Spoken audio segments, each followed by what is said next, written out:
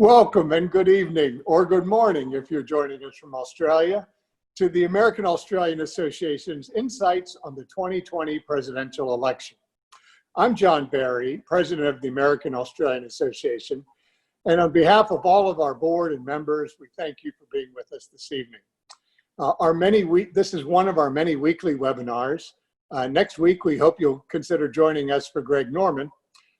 And we also hope that you will join us in helping us to continue our important work. Over the years, the American Australian Association has sponsored over 800 scholarships for graduate students, veterans, and artists going in both directions between our two great countries. Tonight, we have two incredible leaders, both Australians, who will ensure that we can remain nonpartisan in our discussion, while having two experts who are acutely attuned to the most up-to-date information on this presidential election. Jonathan Swan is the national political reporter for Axios, who just scored one of the most impressive interviews of President Trump, now running on Axios and HBO Max. And I believe when the numbers are fully totaled, it will be one of the great hits of all time on HBO. Jonathan is one of the most impressive young reporters in the United States working today. He reminds me of a good friend of mine, George Stephanopoulos. And I think if you combine George with Mike Wallace together, you have worked out to produce Jonathan Swan. He has worked at the Hill newspaper, the Sydney Morning Herald, where I met him when he was working in Canberra while I was down there as our US ambassador. But most importantly, Jonathan was also one of our journalism scholars and therefore is an alumni of our association. And as I told Jonathan, he's one of our most distinguished, so we're extremely proud of him and honored he could join us tonight.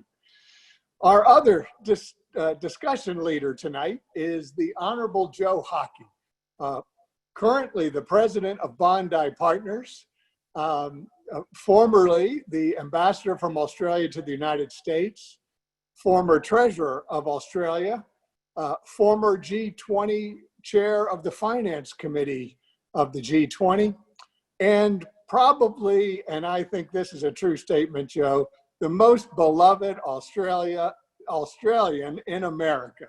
He certainly is mine. He is a dear friend, and I have enormous respect for him, and I'm so grateful that he could make time to lead this discussion this evening. So Joe, with no further ado, we'll throw the ball over to you. Thanks, John. That's a very effusive introduction, and it's great to be able to do this with the AAA again.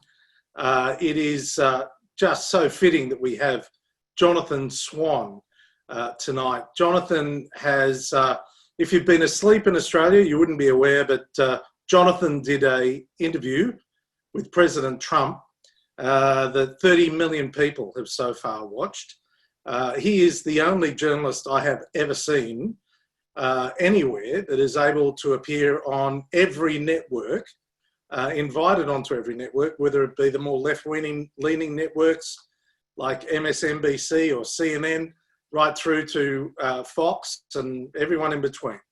And that's because he's widely respected, but he also has scored a coup in the last 24 hours with an extraordinary interview with the President of the United States, which is on Axios, where he comes from, and that's on HBO.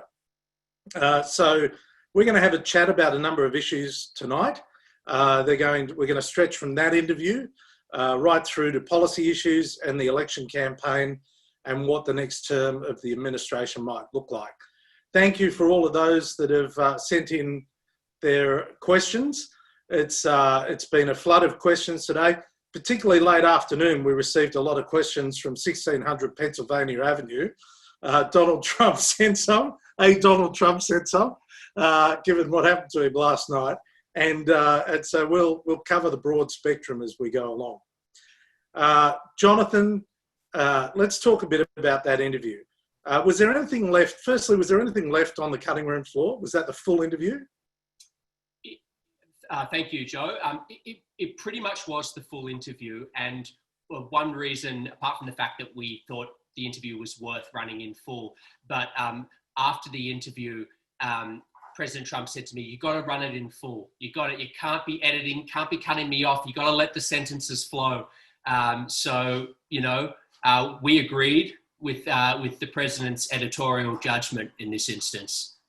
So, firstly, you're pushing him on the coronavirus response. And, it would have appeared that his answers were at odds with the questions that were asked. Do you think he truly believes what he's saying about the coronavirus, that it isn't as serious here as some would suggest? Or do you think he's spinning as hard as he can with the belief that he can convince the American people that he's right against all of the facts? Yeah, I think it's more the latter. So I actually started the interview by asking him, it was actually kind of a soft start to the interview. I started by asking him about this philosophy that he's talked about for many years that he's an adherent of, which is, they call it the power of positive thinking. And it's actually Norman Vincent Peale, it's a religious sort of self-help philosophy where you visualize something, you imagine it, and then it happens. It's perfectly harmless philosophy when applied to commercial real estate or reality television. And it's a philosophy that's basically served him well in his political life as well, which is basically make the claim, regardless of whether it's true or not, if it serves you in the moment in terms of publicity value. That has been Donald Trump his whole career, whether he's been in the public or private sector. The problem with this virus is it resists this kind of publicity. It's completely, resilient to any kind of spin, and stubbornly, despite Donald Trump's best efforts of PR, the cases have continued going up, the hospitalizations have gone up, and the deaths have gone up. So I think right now he's deeply, deeply frustrated that his old moves aren't working with this particular crisis. And it's certainly become the case that his main political opponent is the coronavirus. It is marching with the facts every single day, and the facts are splayed on television every single day. In fact, you're now seeing more of the facts about the virus on the screen 24/7 with more left-leaning media, and Fox doesn't run it, or some of the others just don't run that constant stream of facts about the virus. So don't you think the virus has become the Trump's major political opponent?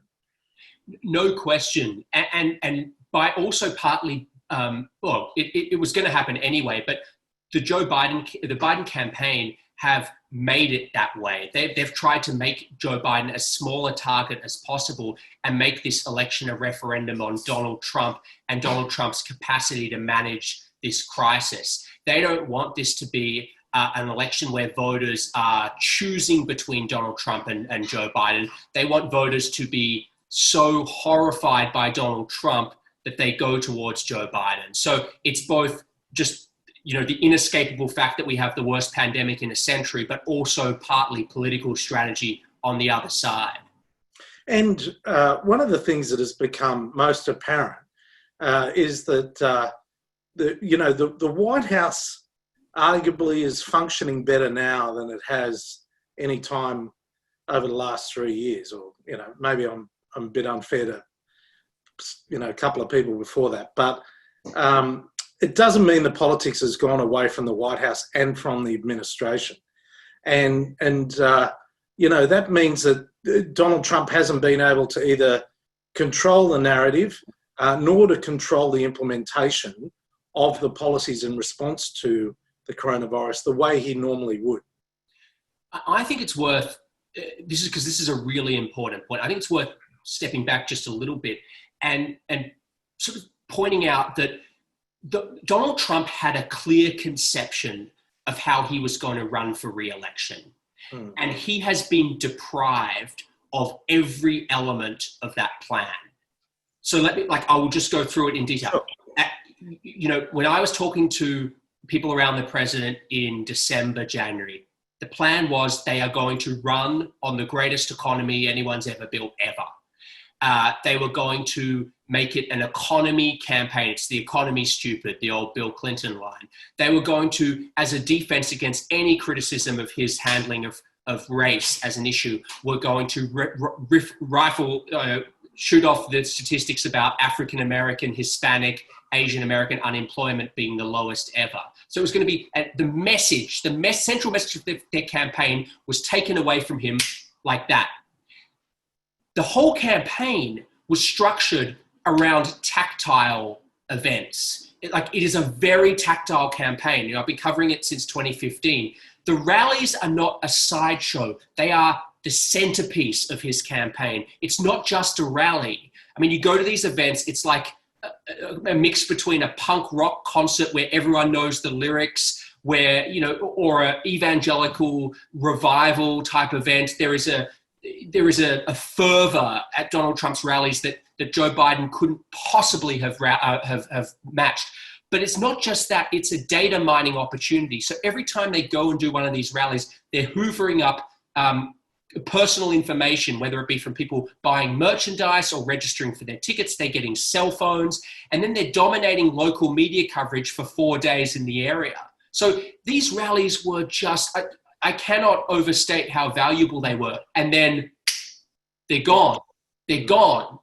The campaign, because they were, again, Donald Trump's campaign in 2015 and 16 was shoestring. It was basically Donald Trump on his own with sheer force of personality, tweeting, going on TV, getting free media, running a very cheap and thin campaign. That's not what it became. So 2017-18, they built a very robust online fundraising program. And because of that, they were going to execute what I believe would have been the greatest field operation we've seen in modern political history. Door knocking, they had the staff, the resources, the money to really blanket and saturate the key battleground states in a way that Joe Biden would have found challenging to catch up with.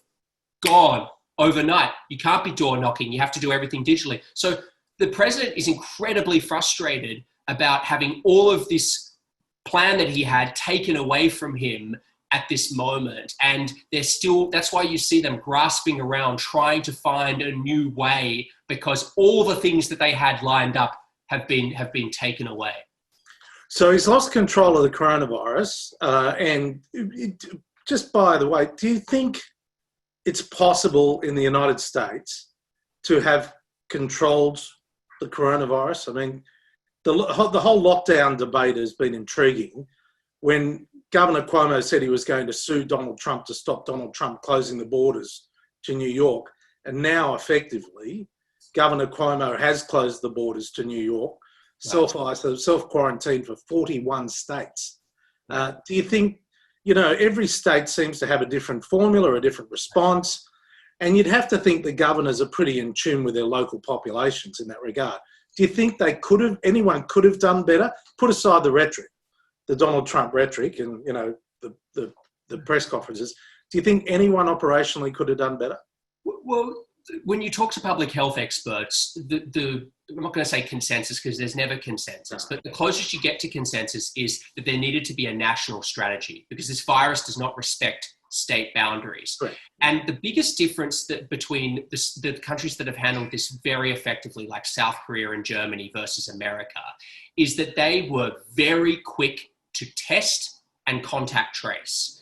And they got on it quickly. They were very, very aggressive. Whereas in the United States, the first tests they developed, the Centers for Disease Control and Prevention, they were faulty tests. They couldn't get a test working for a while. And during that period, the virus spread undetected like wildfire across the country, much further and wider than people realized.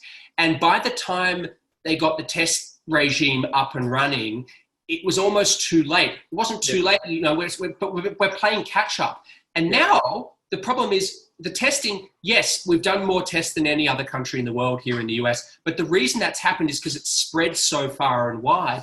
And more than half those tests are taking days to get the results back. In fact, many more than a week. So it renders, when you talk to the public health experts, it renders the tests effectively useless, because how are you going to, if I get a test and I don't know my results for 11 days and I'm going about my life, every person I have contact with, that's going to be someone else that they have to contact trace. And contact tracing in this country, I'm not going to say it's non-existent, but it is woefully inadequate to the task. So I think when you talk to experts, the consensus is, if you could rewind time, very aggressive testing, isolate, contact trace, quarantine, and couple that with consistent, aggressive, fact-based public communication from the president, telling people to socially distance, to wear masks, all of those things. Those were the two things that changed. So just to be fair, I think that, there's a fair amount of hindsight benefit in that as well. Of course. Let's be fair. There were people that were saying masks don't make any difference at first, including the health experts. And that was in Australia, by the way, as well as here. So, but now, in the absence of anything else that they can do, everyone points to the mask as a way of dealing with it. But, there's a resistance movement in Australia as well as here, which is kind of crazy because, there are crazy people in the community. But you're absolutely right. There's more that could have been done. But, of course, that flowed through to the economy. Do you think there's obviously the last thing Donald Trump can cope with is a close down of the economy again? I mean, health experts have come out and said you need to immediately close the US economy. But the community resistance to that is unsustainable. I mean, this isn't Melbourne. This is, 340 million people in very different circumstances.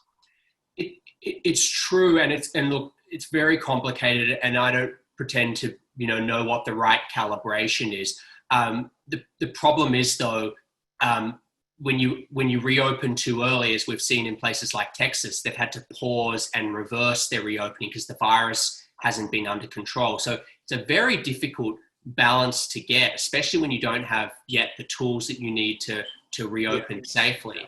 I think the most underreported, well, the financial press have reported it, but just if you look at the sort of cable coverage and the national coverage, the role of the Federal Reserve is just profound, just utterly, and you know this better than me, but just utterly profound. And, historians will be writing about that for decades to come. Well, Jay Powell, the chair of the Federal Reserve, is unquestionably the most influential person in the world at the moment.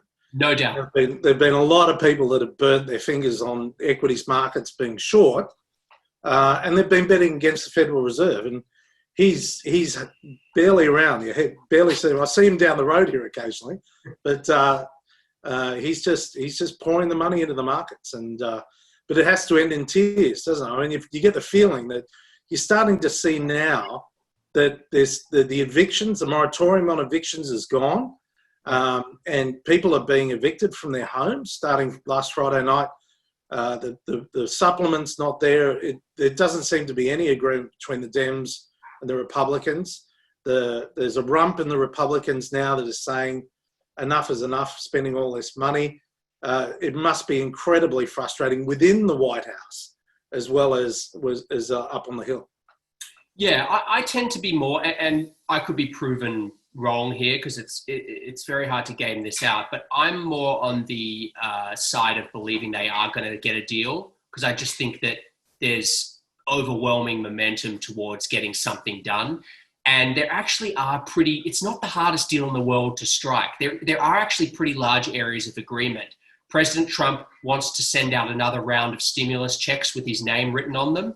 Democrats are quite happy with that. The biggest sticking point is state and local funding. Yeah. Democrats want about $1 trillion, and President Trump views that as a bailout for, in his view, incompetently run Democrat states. So that's probably, I think, the biggest sticking point at this point. But I do think I really do think they're going to reach a deal.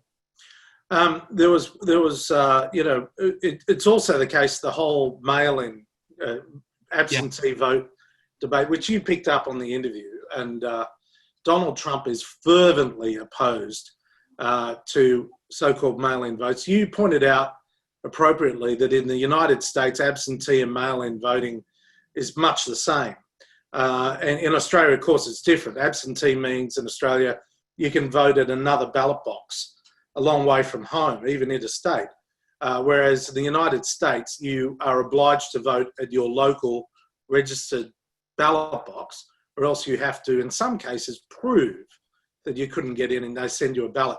There are 14,000 different ways of voting in the United States in this upcoming presidential election. Doesn't Donald Trump have a point about the fact that it's a convoluted system and it may well work against him? But what I'm really interested in is your thesis that on the night, with a large mail-in ballot, on the night, all Donald Trump supporters will come to vote on the day.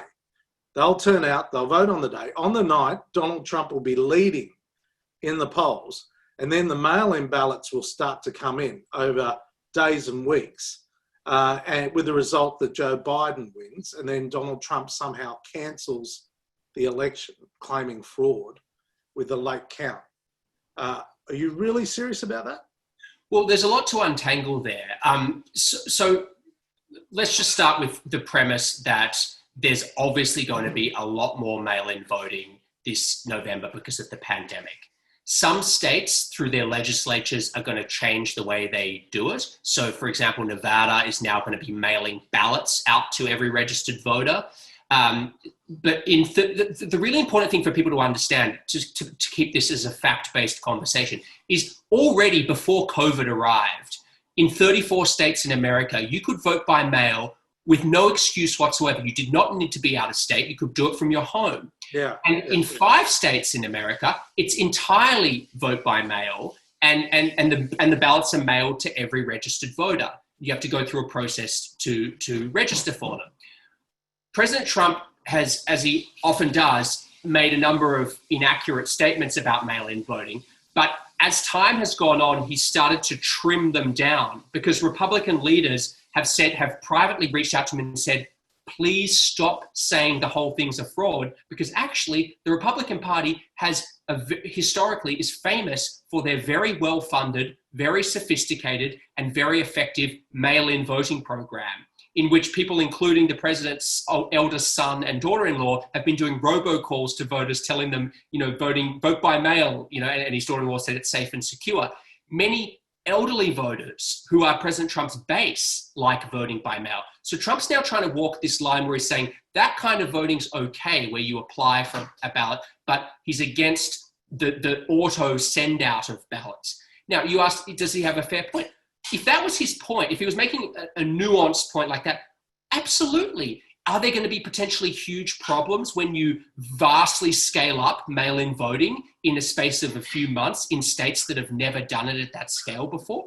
I'm worried about it. I think there is huge potential for this to fall apart and for there to be major problems. But what he's not doing is proposing solutions to that and saying, okay, well, if these states decide to do this through their legislature, as is their constitutional right, well, maybe we should put more funding into making sure they've got enough people to check them, whatever. He's not doing that at all. He's just saying it's all terrible. I think, if the scenario that you just described and I've talked about plays out, in which there is a much bigger in-person vote for Trump than Biden, and you start to see mail-in votes come in the days after the presidency, after the election, I don't think it's a leap to say that Donald Trump will try and litigate and say halt voting, because that's exactly what he's already done in Florida in 2018. Just go back and look.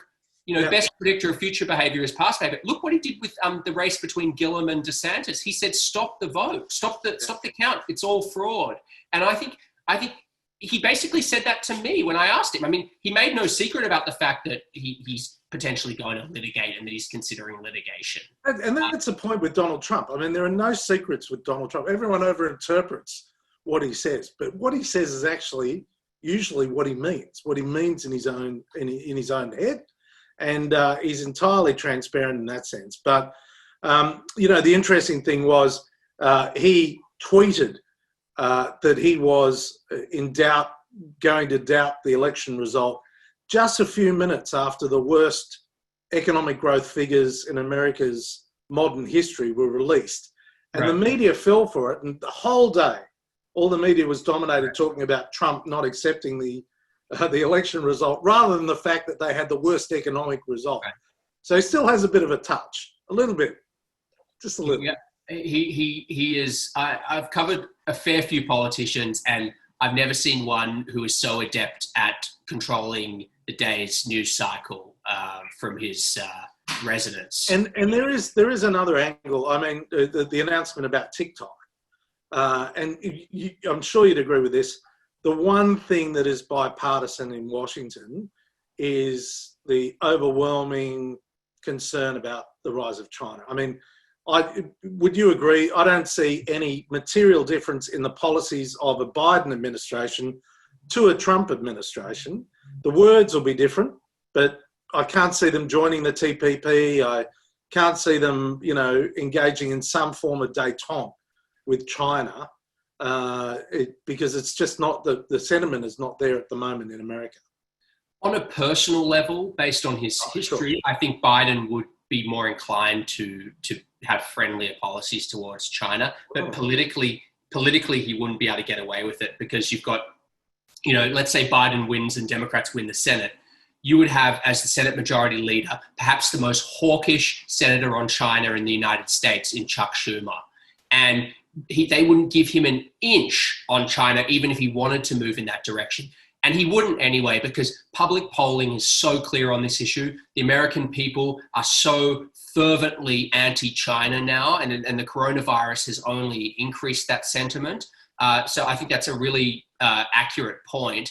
And I'll just make one extra point, which is Trump himself has actually been quite ambivalent about China. People put him as, they sort of caricature his views on China. They're actually not, they're not quite as hardcore as someone on his team like Peter Navarro. Trump has a sort of a push and a tug with China. He wanted to keep a decent personal relationship with Xi Jinping. He often let his subordinates throw the real rocks. And he also didn't want to upset the stock market. So he was always had the mind on, well, let's get them to purchase farm goods and things like that. But the coronavirus has, I think, changed this and hardened him. And Mike Pompeo has hardened him up, and Vice President Pence. They've been giving big speeches. Yep. Christopher Wray, all of them have been giving really big speeches about China, which is also coincidentally been rolled out at the same time as the coronavirus, and that's had an impact in the community. Is there any? I was thinking about that TikTok announcement, which was sort of extraordinary, like the nationalisation of TikTok by the US government. As soon as Donald Trump said he wants to take part of the shares, he didn't want Microsoft to make all the money here. Do you think there was any chance that could have been a wedge issue against the Democrats? Because it's the Democrats' base that likes TikTok. And if they went in to defend TikTok, it would have created a wedge issue with the Democrats. But instead, Donald Trump's playing hardball and making it a China issue. Yeah, it's a really interesting thought. I haven't got the reporting to back it up, so I don't want to speculate. Sure. But it's something that makes intuitive sense. Well, the Democrats have been really quiet on TikTok. Oh, absolutely. Absolutely. Yeah. But the other point, just to what you were saying, I think you're absolutely right about Pompeo and Trump's national security team. I mean, these are people who are hardcore China hawks, absolutely fervent in their resolve on China. However, what's changed is he used to have this other stream of advice that ameliorated his views on China.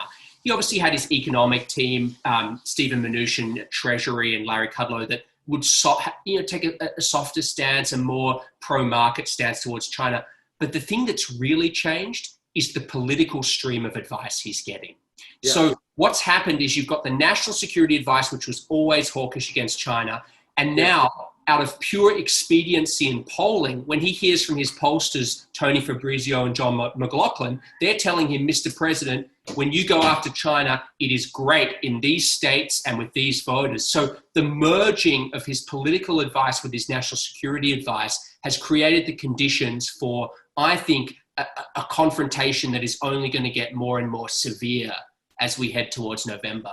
So the fourth biggest issue, maybe at various times the biggest issue in America, is Black Lives Matter. So Trump loses control of coronavirus. He loses control of the economy. China is trying to get back as an issue and make it an issue, but he certainly has lost the narrative in relation to Black Lives Matter. He tried to morph it into an issue about law and order, which does work for him, and national security and personal security. But would you think it hasn't worked for him and he's just got to ignore the issue and move on? Well, his team, many people on his team believe that he would be better off just not talking about race at all. Just don't engage with the issue, talk about the economy, talk about the coronavirus, talk about what you need to do. They don't see any upside when the news cycle is focused on race. They see their worst polling during that period. There was that period after George Floyd's killing where Trump's tracking polling just went right down through the floor. However, there are people on his team that believe that the message that Joe Biden is too weak and too, their words, not mine, senile, mentally incapacitated to stand up to the radical left, and that he's going to be this vessel for this radical left protest movement. I'm not talking about non-violent protests. I'm talking about the most radical excesses, violent excesses of the protests around the country. That's what they're trying to brand Biden with, and that's what this new stream of advertising you're seeing from the Trump campaign is focused on. Apparently, it does resonate when they do public internal polling on this. Yeah. Okay, let's just move to Joe Biden for a moment. Yeah. The big issue is, in the next couple of weeks is his choice of a potential vice president. Let's have a look at some of the candidates, and I want one sentence on each. The favourite seems to be Senator Kamala Harris. Yep. What do you think? I would agree with that as the favourite based on what I'm hearing. She is somebody who, look, there's a head and a heart thing here.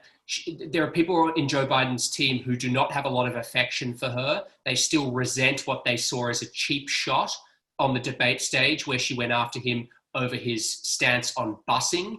Does that include Jill Biden? Include who? Jill Biden. I don't know what I wouldn't speak for Jill Biden. I don't know. But I do know a number of members of Joe Biden's staff resent that. However, they see her as someone who has obvious political strengths and is a strong debater and has been well vetted because, she's clearly had higher ambitions for a long time. Yeah. And so hasn't been saying things that get her in lots and lots of trouble. And comes from California. Not that, they need the votes in California, but Illinois Senator Tammy Duckworth. Yeah, I don't know. She's a veteran. Yeah, look, she sacrifices. She's got a great story to tell. Someone who fought for this country, somebody who is actually a very eloquent spokeswoman. But I don't get the sense that she's going to get the nod. Karen Bass, Congresswoman. So she's interesting. I mean, she obviously very, very powerful and high-profile African-American lawmaker. She does have some baggage that they're not thrilled about, which is she has made a number of sympathetic comments about Fidel Castro, and she had this association with Cuba and the Castro regime, which the Trump campaign is salivating over. They're already calling her Communist Karen. So again, I think that probably will be what tips her out. Val Demings from Florida. I mean, it's pretty attractive to have someone from Florida as a swing state. Yeah. Again, a congresswoman, not well known at all. Not well known, doesn't have a big profile. The worry they have with the people who are not that well known is because they're undefined. If the Trump campaign very aggressively try and define them and spend a lot of money, the concrete can set. And you don't have that problem with someone like Kamala Harris, who already has a substantial public profile. So my money is on New Mexico Governor Michelle Lujan Grisham. Interesting. Yeah. I mean, she's Hispanic, done a really good job managing the coronavirus, mature, experienced in health, but not often, discussed as a favourite. Yeah, and I don't have any great insight into how they're thinking about her. The strongest signals I've had from people in that world towards Kamala Harris. But, it is so closely held, Joe, that I tell you, I don't have much better insight than just the average person reading the newspaper, because it is so tightly held. And the people who really know what's going on are not talking. And the people who don't know anything are blabbing away to everyone.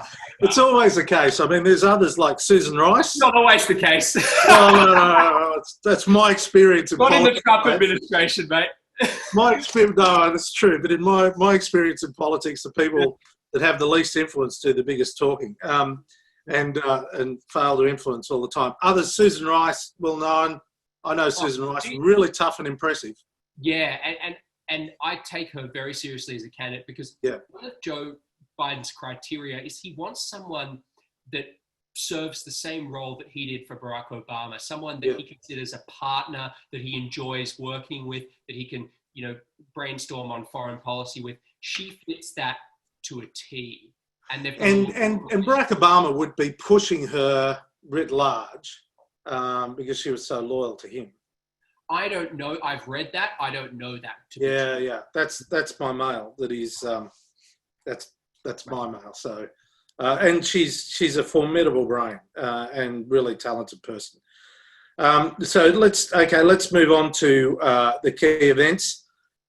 I'm sorry to use the pun, but black swan events. That can come during, and we've just had an enormous, disruption to the year with the coronavirus and a range of other things. The presidential debates are crucial for addressing two issues.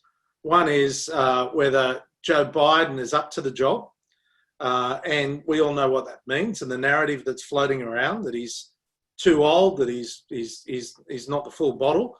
Unquestionably, the debates will reveal that when 80, 90 million Americans tune in and watch. Will his team try and wriggle out of the debates? I don't believe there's any truth to those rumours that are flying around. And the people who are floating that are not people who are in Biden's inner circle. Right. My understanding is that Biden's advisors would view pulling out of the debates as having far greater risk than participating in the debates. And, they are all about minimizing risk at this point. They are fastidious about minimizing risk. They are not overconfident. A conversation with a Biden advisor is very different at this point in the election than it was when I used to talk to Hillary Clinton's advisors at this time in 2016. The Hillary Clinton advisors at this point were talking in a sort of, I would say there was a lot of hubris. There was a sense that they thought they could expand the map, and take all of these red states, etc. You do not hear that from the Biden people. They are very focused on winning Pennsylvania and Michigan. Without those two states, there is no path to the presidency. They are very, very conservative, small c, in terms of their political tactics. So I think he participates in the debates, but Trump wants more debates. I don't think he's going to do that. I think he's going to do the 3 debates that are set by the commission. And voting does start in some states even before the first debate. So, there are some interesting machinations in all of that. Quickly, we go through, I put down 6 key states. Currently, Florida, Trump won by 1% over Hillary Clinton. Biden's currently leading by 7. Any, you see that changing and of course it can change, but. So I'm skeptical that he's that far ahead in Florida, Biden.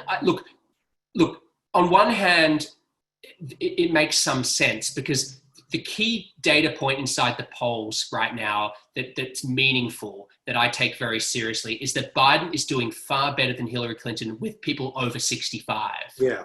And that is a really important fact. He's outperforming her by, I think, more than 15 percentage points the last time I checked. That's huge. And in Florida, that's very meaningful. So I do believe that Biden, based on the aggregate of polls, is ahead in Florida. But, it's a strong state for Trump. They're going to spend an absolute fortune in there to win Florida. He has a home, it's his home state. He's got Mar-a-Lago there. I just don't think it's that far out as the public polls suggest. Arizona, Trump won by 4%. He's now currently behind 8%. Yeah. The Biden people are very optimistic about Arizona, and they're going to spend a lot of money there. Obviously, one of their advantages being with Hispanic voters. It's a state that's changing. And I think that is a real battleground state that's really on the table. The Trump team are going to fight very hard for that too. And Wisconsin, again, Trump won by just 1%. Currently, he's behind by 14% to Biden. Yeah, That's bigger than a margin of error. I mean, that's big, but I'll tell you, the Biden people do not believe the margin is that far. They just they believe that the race is going to tighten. You are looking at a snapshot in time when you've got an economic crisis and a health crisis and all sorts of other things going on. The Biden people do not believe that they are 14 points ahead in Wisconsin. I can tell you that for certain. Yeah, and North Carolina is another interesting one where very tight. Trump won by 4, but again, he's 4 behind now. So it's an 8-point turnaround. The two you mentioned, Pennsylvania, again, Trump won by less than 1%. Yeah. Currently on polling, Biden's up 6. And Michigan, he's also up 6. Yeah. And again, that was less than 1%. The two key states that you talked about. Pennsylvania is, in my view, if I was going to say, we put up a hierarchy of importance. If Trump can win Pennsylvania, it is going to be very difficult for Biden to win the presidency. And that's why the Trump campaign is spending so much money in Pennsylvania to try and block that path for Biden. If Biden wins Pennsylvania and Michigan, he's at 268. He needs one more state to tip him over 270. If Trump deprives him of Pennsylvania, the Biden people would be in trouble. So, we've only got a few minutes left. The question in everyone's mind is, let's start on the less likely at the moment, the less likely event that Trump is re-elected and has a second term. What would it look like? I don't think he's given that a lot of thought. And I think that the evidence of that is whenever he's been asked that question, including when it was served up as gently and attractively as possible by Sean Hannity, he didn't give a particularly coherent answer. He just said, I built the greatest economy once, I'm going to do it again. Trump, look, he's not someone who thinks a whole lot ahead into the future. People have described him who've worked for him as a day trader. He's always in the moment trying to win whatever that trade is, whatever that news cycle is. He is a media-driven character. He is a creation, a self-creation that is done entirely through the television largely, but also the print media.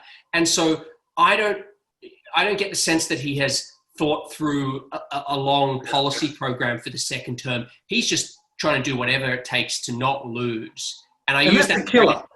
That's a killer for politicians. I mean, if you're asked what your plan is, you don't have a plan. Right. People go and look immediately at your opponent. They've got to sort him out on that. I mean, you're absolutely right. He hasn't even mentioned the wall for a while, right? I mean, and yet, the borders are tighter than they've ever been in the United States. Yeah. Right now you sound like one of his advisors the other day who was ranting about this to me. All right. Well, it's true. I mean, it's politics 101. People will never follow you if you don't show them where they're going, right? So that's part of the challenge. And I think he's come off the rails. Doesn't mean he can't come back. I mean, I don't count him out at all. Yeah, that's right. I think people are very foolish to be. I've been on cable news panels where people seem to be writing his obituaries. I think for goodness sake, if we don't have the humility and the perspective to know that that's a very wrong-headed thing to do based on what happened in 2016, I guess we're not capable of learning. Yeah. So what would the first term of a Biden administration look like? Well, I think it would largely depend on the structure of the Senate in terms of what he can accomplish. Let's assume that Democrats win the Senate, but it'll be very narrow majority. I think they won't get to the crucial. They're unlikely to get to the crucial 60, and that's why Barack Obama came out the other day on the filibuster, right? Well, that's right. So yeah, they may not get to 60, but I'm not sure that they'll resist the urge from the base to abolish the to get rid of the legislative filibuster. I'm telling you, I think in Washington there's so much momentum towards that position on the left. And Barack Obama made it a race issue the other day. Sure. Which was like him saying, this is the number one issue. Yeah. For Australians that are on the call, there's basically, because the Senate is a bit of a club, even if you have 51 out of 100 votes in the Senate, and you can get stuff through, because the other mob, the minority, can filibuster, keep talking all through the night, all through the day, the opposition can actually stop legislation from passing, even though there are only 40 of the 100 votes. And that's been there for a long time. It's meant to be a respectful tool to stop others happening. Barack Obama made the point that it's been used by people to stop change on race relations in the United States for all of time. Therefore, it is time for the filibuster to go. And even when the Republicans had a majority everywhere, they didn't abolish the filibuster, which would suggest that it would be a very significant event in the Senate to do that. But you're right, the Dems won't get the 60, or unlikely to get the 60. So let's just take the most aggressive scenario. Let's say they have 50, 51, 50 with a tiebreaker from the VP. Let's say they abolish the legislative filibuster, so they don't need 60 votes anymore. Look, I think they'll raise taxes. I think they'll bring the corporate rate back up to probably about 28. I think that they'll get the individual rates up again higher than they were at the top end.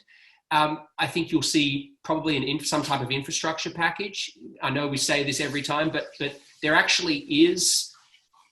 It's stunning to me that Trump didn't start with infrastructure. I think it was the fundamental flaw. I'm sure you agree with me, Joe. I think him starting with healthcare, with trying to repeal Obamacare, was such a mistake. And I think Trump right now probably believes that. I think he believes that Paul Ryan led him down the wrong path. He does. In fact, I know he thinks that. Yeah.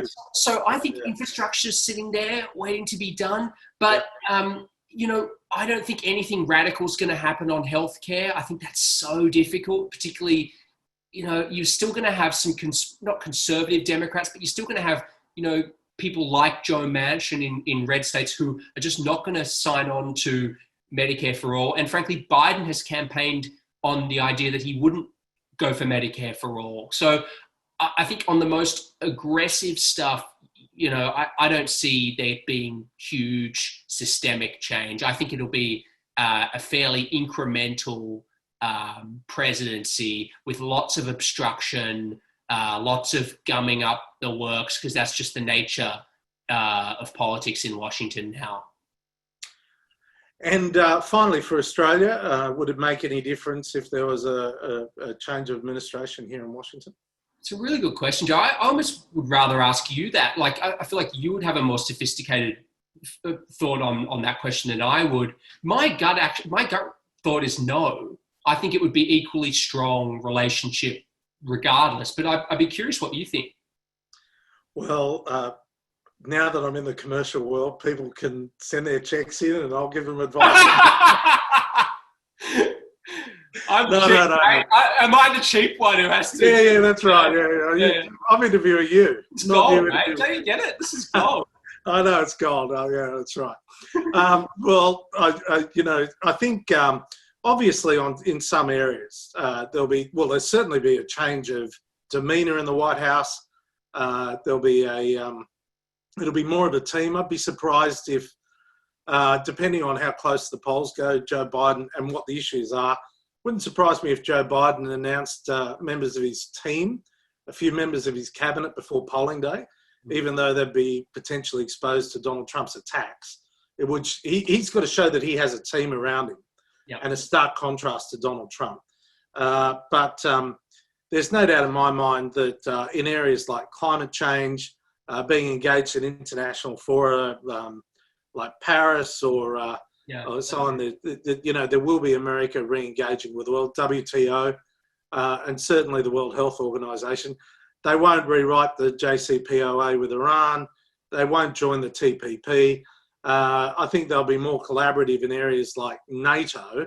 But overall, it's a question of whether the economy can cope with higher taxes and more government intervention at a time when, it's going through massive structural reform that a lot of people aren't familiar with. But anyway, that's enough from me. Jonathan, on behalf of all Australians, we're really proud of you. You're doing an unbelievable job here. And the biggest event in your life is coming up, which is the birth of your firstborn child. Betsy is just an incredible woman. She's formidable. She's an extraordinary journalist at Politico. I mean, the gene pool that is going into this little child. I wouldn't like to try and describe if that child chooses to become a journalist. Watch out, world. God so thanks, mate, for everything. No, I appreciate it, Joe. And we'll sign off. Yeah, thanks, everyone. Thanks, Triple A.